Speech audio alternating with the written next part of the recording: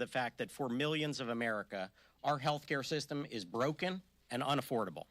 So we offer a real solution, a real path forward in a bipartisan way today that we can make sure that affordability and coverage continues for those most in need.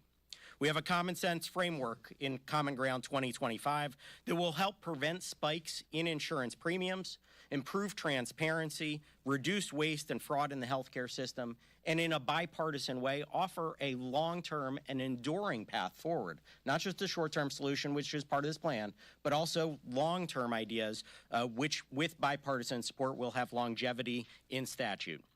As I said in town halls, interviews, and communications to House and Senate leadership over the past number of months, I support extending the ACA tax credits with common sense reforms. We also need to make sure that we do that in a bipartisan way, because for those that are going to be continuing to receive those credits, we want to make sure we find that as appropriate and responsible middle ground that can continue that program.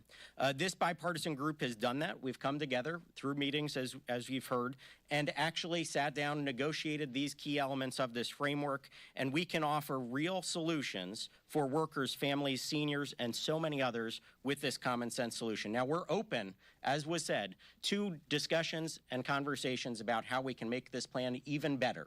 And that is something that also comes with a bipartisan approach and group like this, is that we have that willingness and flexibility to work across the aisle in a bipartisan, bicameral way to make sure that ultimately we achieve something at the end of the day for the American people. I know that we can do that, and these positive changes can continue for the American people if we continue to work together. It's something I've done throughout my entire career, and I'm proud to stand with all of these legislators as we work together in a bipartisan way to find common ground. Thank you. Excellent. Excellent.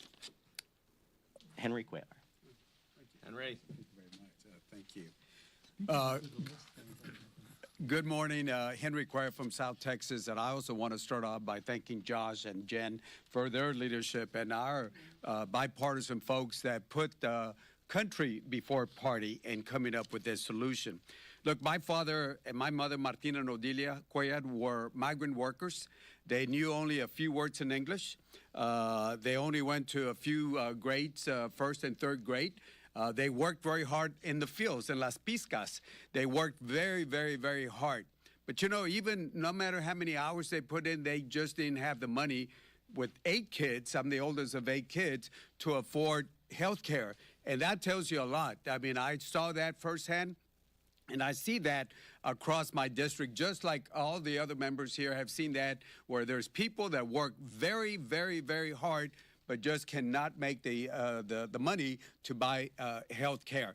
And that's why I'm so proud to stand here with my colleagues from both sides of the aisle to support this bipartisan common sense approach to protecting the American health care. For families across the country, this is not a partisan issue. This is making sure that they can afford a doctor's medicine, make sure they can get the prescriptions that they need, make sure that they get coverage next year. And this is why we're working together, because we all know what's at stake. Its premiums are set to rise. No ifs, no buts about it. We know that premiums are going to rise if we don't take the action. And I'm glad that we're working together. And I stand with my friends. Well, look, we got to make some reforms, and I stand and I'm ready to make reforms. But, you know, you can't get the work done if you don't propose something. And as I would said, we are at least proposing something, and we're willing to sit down, and we've sat down with the Senate and the House, and you know, hopefully our leadership on both sides will look at what this bipartisan group is doing. So with that, I want to say thank you to my colleagues, and especially Josh and Jen. This time, it's my pleasure to introduce my good friend, Mike. Where are you, Mike? Laura, again, thank you again for your leadership also. Thank you. Thank you. Thank you, Henry, and thank you to Josh and Jen for organizing this today. You know, it's very easy to vote no.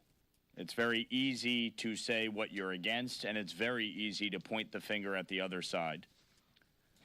It is a lot harder to do the work of legislating, and everybody here is committed to actually legislating on the issues that matter to the American people, on the issue of affordability, on the issue of addressing healthcare costs, housing costs, energy and fuel costs, and food and grocery costs. That is what the American people expect us to do. They expect us to work together in a bipartisan way to actually come up with solutions. And the reality is, if you want to make lasting change in this country, if you want to actually accomplish something that impacts the vast majority of Americans, it cannot be done without bipartisan support.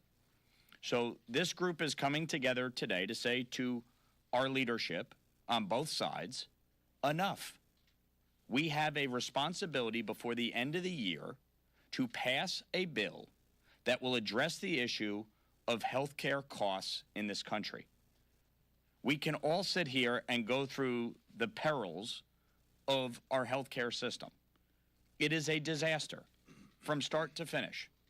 The question is, how do we deal with this in the immediate and the long term?